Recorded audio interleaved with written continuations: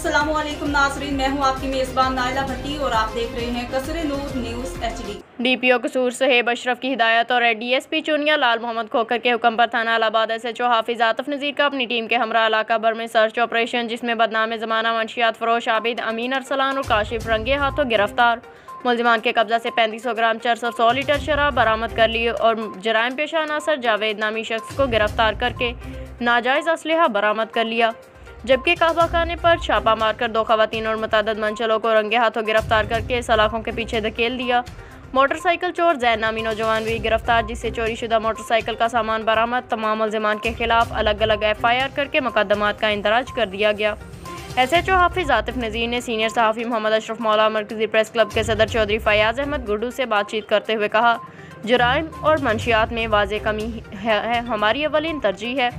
अवामी समाजी हलकों ने पुलिस के इन कार्रवाइयों को खूब सराहा और इन्हें SHO हाफिज आतिफ नज़ीर को खराज तहसीन पेश किया। अब तक के लिए इतना ही। मज़ीद खबरों और अपडेट्स के लिए देखते रहिए कसरे नूर न्यूज़ HD।